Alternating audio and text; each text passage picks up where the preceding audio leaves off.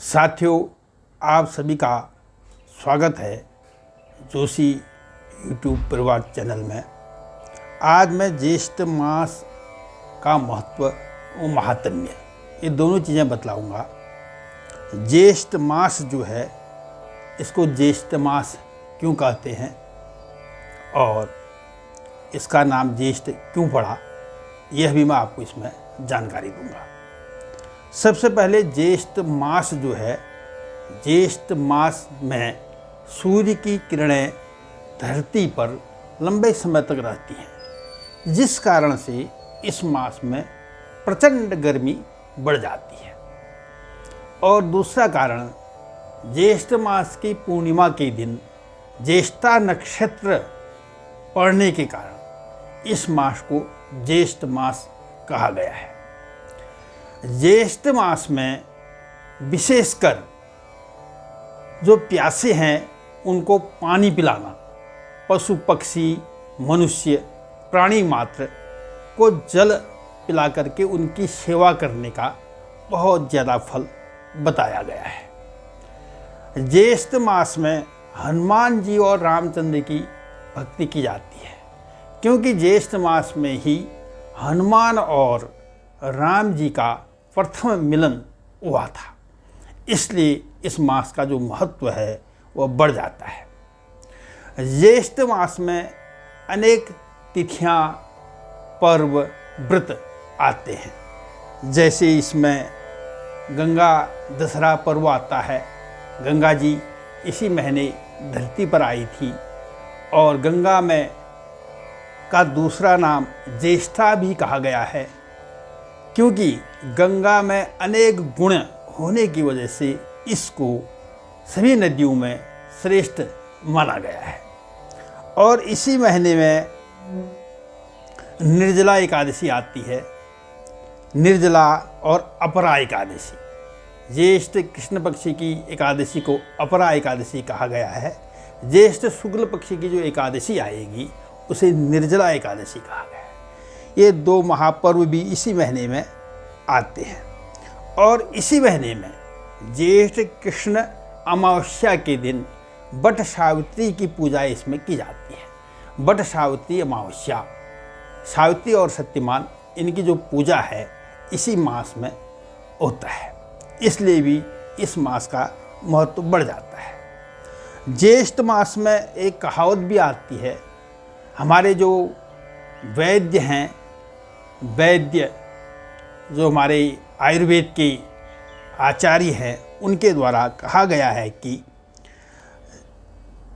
चैत चना बैसाखे बेल, ज्येष्ठे शयनम आषाढ़े खेल, सावन हर्रे भादो तिल, कुंवार मास गुड़ सेवे नित, कार्तिक मूल अगहन तेल, पूष करे दूध से मेल, माघ मास घी खिचड़ी खाई, फाल्गुन उठ नित प्रातः नहाई।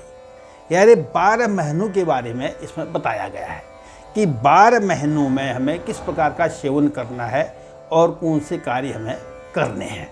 ऐसा करने से हम अनेक प्रकार की जो व्याधियां हैं इनसे बच जाते हैं। जैसे चैत के महीने में चना खाना अच्छा बताया गया है। बैसाख में जो बेल फल होता है, बेल के फल को यानी बेल का जो मुरब्बा होता है उसको खाना इसमें शुभ माना गया है। ज्येष्ठ में थोड़ा बहुत अपने शरीर को शयन करना, आराम देना भी इस महीने में बताया गया है। आषाढ़े खेल, आषाढ़ के महीने में खेल क्रीड़ा इत्यादि भी शुभ बताया गया है। सावन हर्रे, सावन के महीने में हरड़ा, जो हरड़ होता है फल, इसका सेवन अच्छा बताया गया है। भादो तिल, भादो के महीने में तिलों को खाना शुभ माना गया है। और कुंवार के महीने में गुड़, हमेशा मतलब नित्य जो है कुंवार के महीने में गुड़ का खाना अच्छा बताया गया है। कार्तिक के महीने मूली खाना अच्छा कहा गया है। अगहन तेल, मंगशीर का जो महीना आता है अगहन, उसमें तेल का सेवन अच्छा बताया गया है। और पूस के महीने में दूध पीना अच्छा बताया गया, दूध से करे मेल, यानी दूध का पीना अच्छा बताया गया है। माघ मास में घी और खिचड़ी खाना जो है स्वास्थ्य के लिए लाभप्रद बतलाया गया है। और फाल्गुन के महीने में प्रातःकाल उठ करके स्नान करना शुभ बताया गया है। तो साथियों, ज्येष्ठ का जो महीना है यह बहुत श्रेष्ठ मास माना गया है।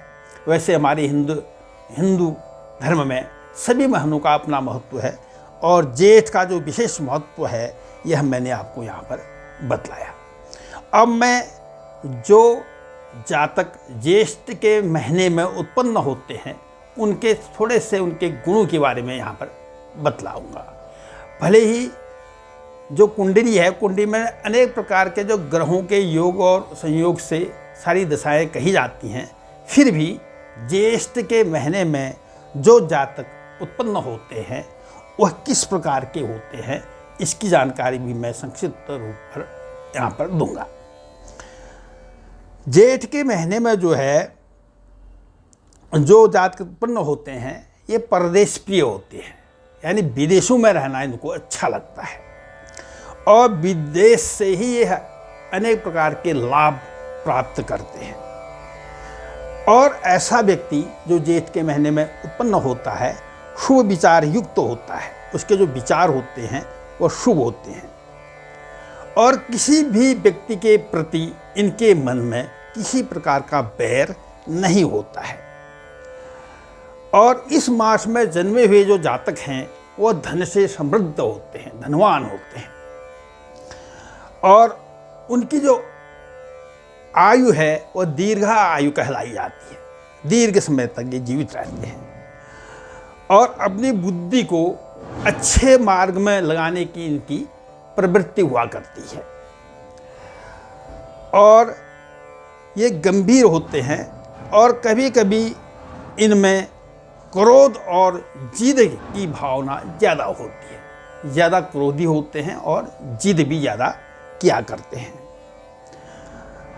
जीवन में संघर्षों के प्रति यह हमेशा जागरूक रहते हैं, और वह कोशिश करते हैं कि हमारे द्वारा इस प्रकार का कार्य किया जाए जिससे दूसरों का और अपना हित हो सके, यानी दूसरों के हित करने के लिए भी और अपना भी हित करने के लिए तत्पर रहते हैं।